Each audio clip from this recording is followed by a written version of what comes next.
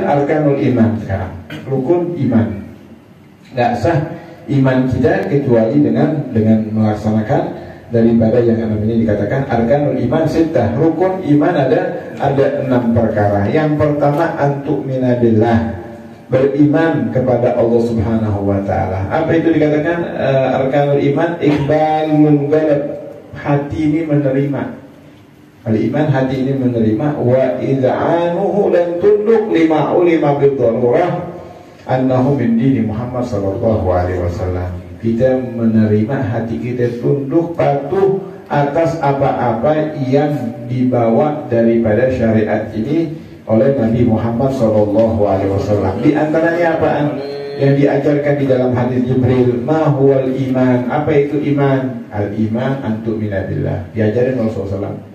Iman itu adalah dengan engkau meyakinkan, beriman kepada Allah Subhanahu wa taala. Tasdiqu bil qalb, meyakinkan di dalam hati kita anallah Subhanahu wa taala, sesungguhnya Allah Subhanahu wa taala maujud, ada, ya, anallah maujud, wa annahu wahidun fi dzatihi wa af'alihi wa sifatihi la syarika lahu fil uluhiyah. Sungguhnya Allah Subhanahu wa taala itu esa, tunggal, ya, dalam arti pada zatnya atau sifatnya atau gerak-geriknya, dan tidak ada sekutu bagi Allah Subhanahu wa taala. Nah, pakai itu yang namanya, ya, Tuhan ini, Tuhan itu, Tuhan yang lain-lainnya nggak ada sekutu bagi Allah Subhanahu wa taala.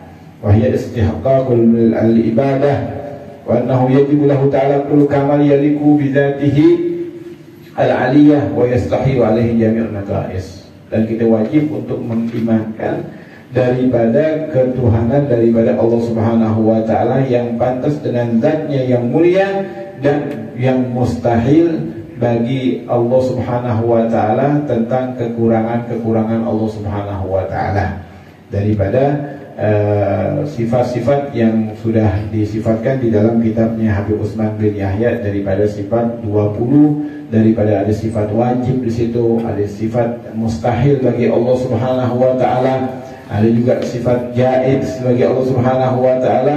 Ya, kita wajib untuk mengetahui daripada sifat-sifat itu. Paling kagak yang daripada di dalam kitab tersebut sifat 20, ya, Allah Subhanahu wa taala wujud, qidam, baqa, mukhalafatul hawadis, qiyamuhu bin nafsi, dan seterusnya. Ya, itu yang pertama, ya, antu minabillah, beriman pada Allah Subhanahu wa taala. Kemudian antu minabillahi wa malaikatihi, dan beriman kepada malaikat-malaikat Allah Subhanahu wa taala.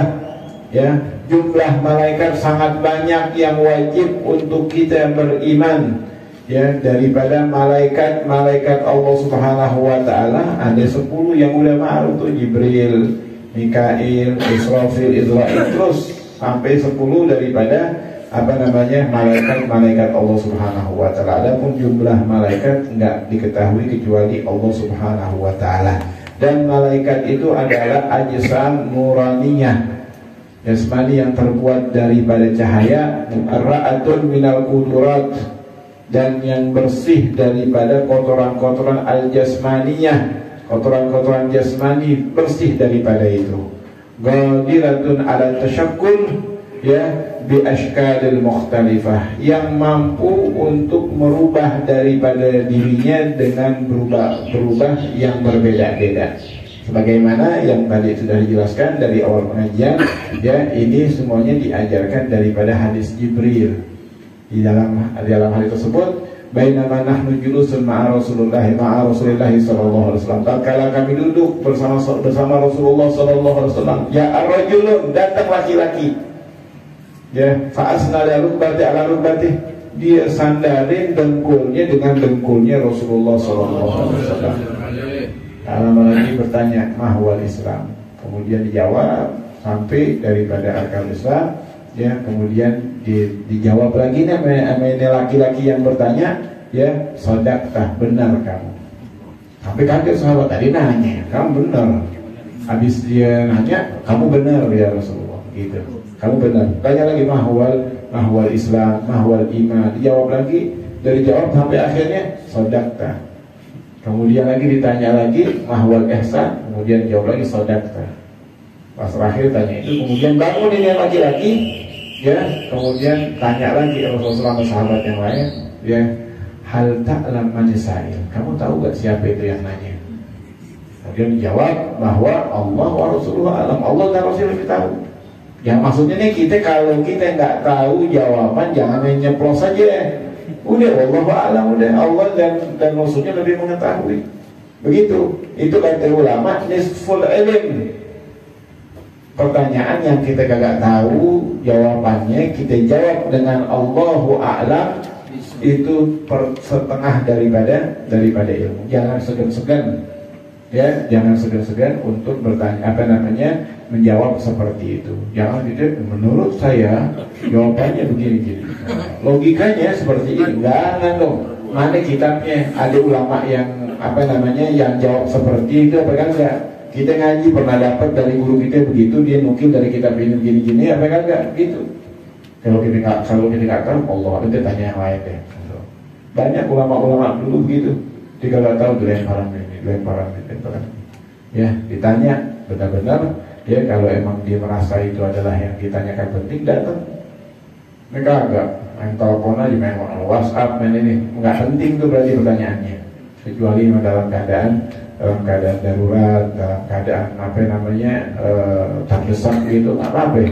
Ya, kalau kulihat ini menandakan begitu pentingnya pertanyaan, kita dianjurkan untuk duduk dengan dekat, dan perkara sangat penting ini, ya, menandakan perkara tersebut sangat penting, dianjurkan kita untuk dekat kepada orang yang kita tanyakan. Dan begitu juga dari pelajaran tersebut, dari pertanyaan Rasulullah dengan seorang Jibril yang menyerupai daripada manusia, boleh seseorang bertanya sedangkan pertanyaan tersebut dia udah tahu jawabannya, buat ngajarin yang lain. Rasulullah mengatakan hadza Jibril yu'allimukum dinakum. Ya, itu Jibril yang mengajarkan daripada agama kepadamu. Dia ngajarin maksudnya, bukan bertanya begitu aja biar yang pada hadir di situ pada tahu jawabannya. Jadi orang boleh, ini udah tahu nih. Ya cuma jangan sekali-sekali ngetesnya, jangan dites, aneh masih cetek ilmuannya. Ya, jangan dites. Kalau ada yang mau nanya misalkan, ya, pertanyaan-pertanyaan penting nih, banyak nih jamaah kita lagi ngerjain begini, padahal dia tahu jawabannya tahu, cuman banyak banget biar dijelasin sama ustadznya. Mungkin yang lain baik yang paling agak tahu masalah seperti ini, ya, biar lebih tahu. Boleh kalau ditahu jawabannya dia untuk bertanya dengan tujuan seperti itu. Jadi dikatakan antum bilang wa malaikatihi, dan malaikat-malaikatnya kita wajib untuk beriman. Dan itu daripada definisi malaikat. Malaikat jadinya satu daripada jasmani yang terbuat daripada cahaya, yang mampu untuk berubah daripada bentuk yang lain, ya. Dan kebanyakan keseringan dikatakan wa kana fil ghalib ya'ti ala surah dahyatul kalam as-sahabi. Dan keseringan malaikat itu merubah dirinya itu menjadi sahabatnya Rasulullah yang bernama Dihyatul Kalabi. Namanya Dihyatul Kalabi, ya, itu sahabat Rasulullah yang sangat tampan. Dia sering berubah menjadi dia. Ya, makanya dikatakan daripada definisi sini mampu untuk merubah bentuk. Ya. Nah, kemudian dikatakan yang wajib untuk kita imani hanya 10. Adapun jumlah malaikat Allah dan Rasulnya lebih tahu. Ya, yang wajib kita iman itu yang 10. Kemudian juga antum bilang wa malaikati wa kutubihi, dan kitab-kitabnya. Ya, kitab-kitab Allah Subhanahu wa taala yang Allah Subhanahu wa taala turunkan kepada nabi-nabi itu ada berjumlah 100. Ada yang mengatakan daripada jumlahnya itu mi'ah wa arba'ah, 104 kitab. Ada yang menyebutkan lebih daripada itu. Yang menyatakan daripada 104 diturunkan 50 daripada suhuf kepada Nabi Syih, ya, kemudian wasalasu kepada Nabi Idris, dan 30 kepada Nabi Idris, wa asyratu ala Adam, dan 10 pada Nabi Adam alaihissalam, dan asyratun ila ala Ibrahim, 10 kepada Nabi Ibrahim, wa Taurah ala Musa. Kemudian Taurat kepada Nabi Musa alaihissalam, wal Zabur ala Daud, kitab Zabur pada Nabi Daud, wal Injil ala Isa, wal Furqan atau Al Quran ala Nabi Muhammad sallallahu alaihi wasallam. Jumlahnya 104 kitab. Yang wajib kita imani hanya 4. Yang 100 nggak wajib untuk kita imani. Ya, ini yang harus untuk kita imani. Dan apa namanya? Dikatakan kita diwajibkan daripada untuk mengimani daripada kitab-kitab Allah Subhanahu wa taala. Semuanya ya, ini kitab adalah kalamullah al-azali, yang mulia, yang qadim, yang dahulu ya, dan tidak munazzahun anil harfi was-shaut. Yang mana kalamullah itu tidak ada daripada ya munazzah, yang bersih daripada huruf dan suara, ya, bersih daripada huruf dan suara, yaitu kalamullah ya azza wa jalla.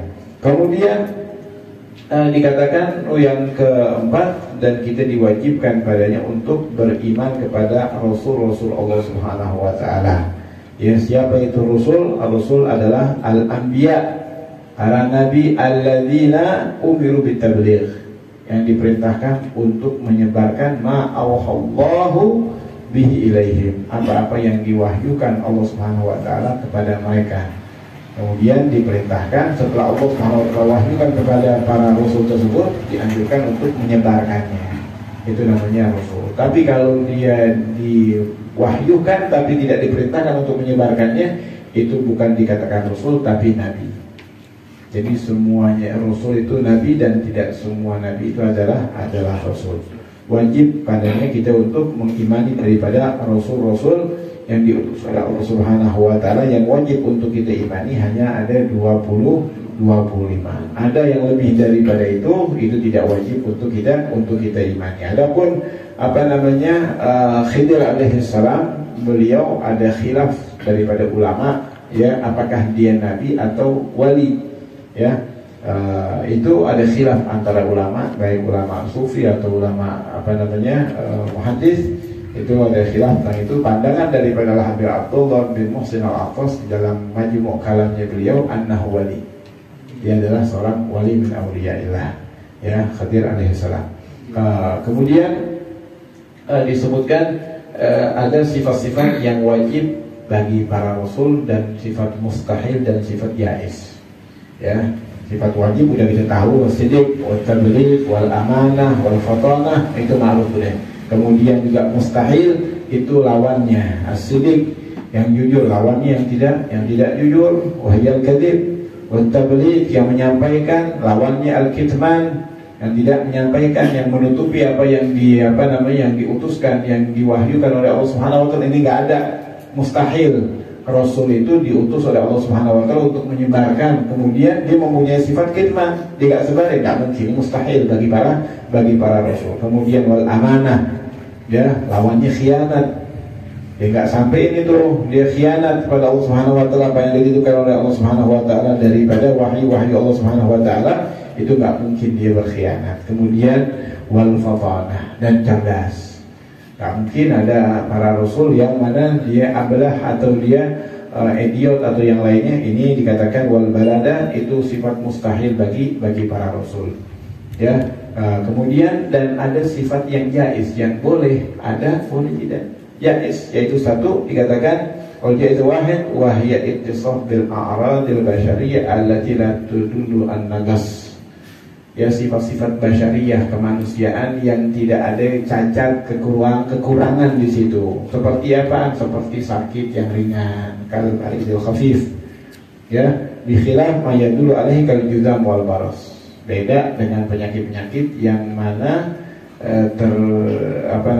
terjangkit pada nabi, salah satu nabi, seperti yang dicerita-cerita Israiliyah itu cerita-cerita Israel ya, Nabi Ayub katanya punya penyakit yang mana penyakit kulit apa kusta yang sampai dijauhi oleh umat. Nggak mungkin, nggak ada itu.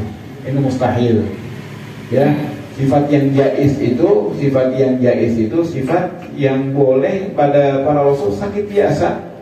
Kalau sakit yang sampai ya dikatakan bikhilaf di dalam kitab Nailur Raja disebutkan bikhilaf, beda dengan apa yang dikatakan oleh orang-orang di luar Islam. Kalau juzam, Rasul itu mempunyai penyakit juzam wal baras yang menular maksudnya, ya fa innahu la yajuz fi haqqihim. Yang demikian itu nggak boleh, nggak ada, ya mustahil pada Nabi tersebut, pada Rasul tersebut mempunyai daripada penyakit tersebut. Ya, dalam cerita kan kita ceritain begitu tuh, ya. Kenapa? Kenapa mustahil? Karena Allah Subhanahu wa taala memerintahkan kepada para rasul, ya mewahyukan kepada rasul dan memerintahkan untuk disebarin.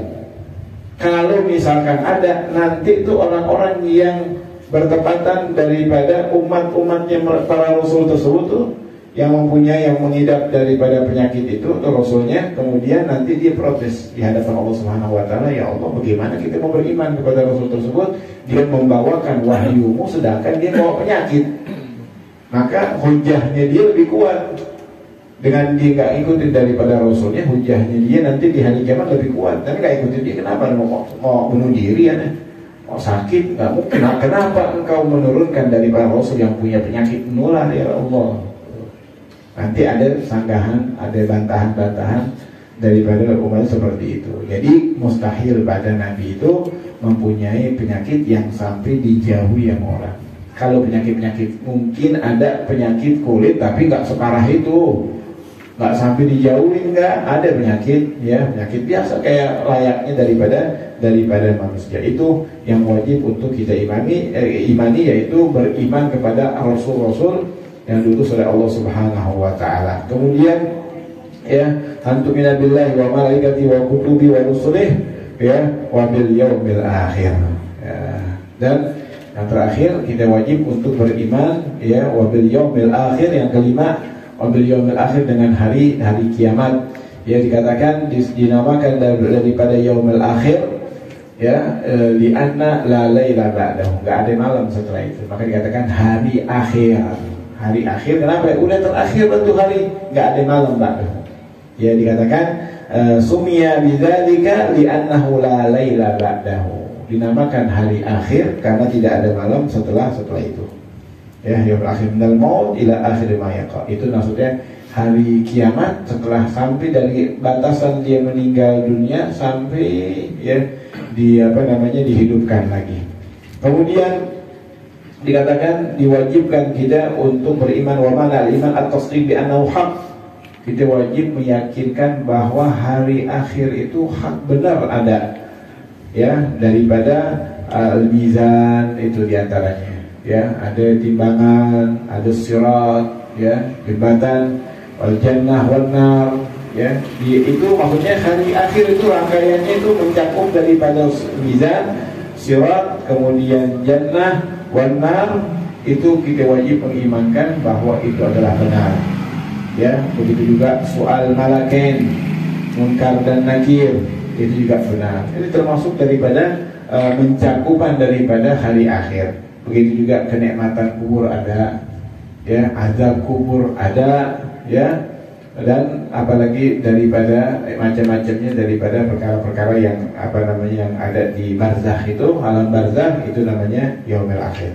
Kemudian yang terakhir adalah wabil qadari khairihi wa syarrihi minallahi ta'ala.